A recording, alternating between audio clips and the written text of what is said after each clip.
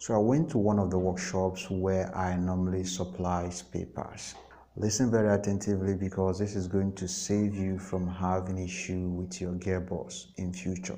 So I got to the workshop and there is this other car that was parked just beside the vehicle that I brought the spare parts for repair.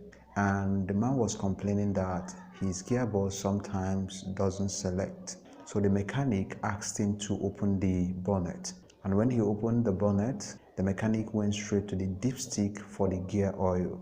And shockingly, he discovered that there is no single oil in that gearbox.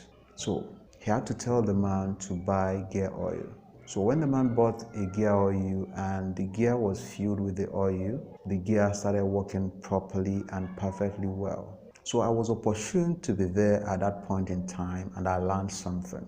Now I want you to listen. If the level of the oil in your gear is not gauged, it is going to affect the way the gear works, or sometimes the gear might not even select at all. So that's why it is very important that once in a while you go to the mechanic and gauge the gear oil.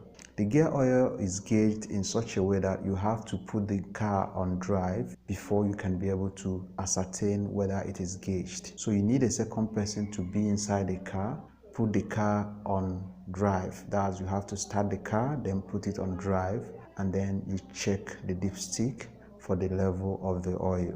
That is how it is being done. So if you don't have someone who can help you stay inside the car so that you can gauge the oil, it is best advisable that you take it to your mechanic. There are other ways you can actually gauge the oil without having the second person around, but I'm not going to say that for safety reasons. So one thing you should know is this: once in a while, go and check the level of the gear oil in your gearbox. It is very important. And also, if there is no oil at all in your gearbox, you are automatically trying to destroy that gearbox. Secondly, you see this thing here. This is called a gearbox oil filter. I know some people don't know that something like this exists in their gearbox, but you see this thing, it is very, very important. This is what filters the oil that works in the gearbox to make sure that it is clean and to avoid any impurity from getting into the system of the gearbox through the oil.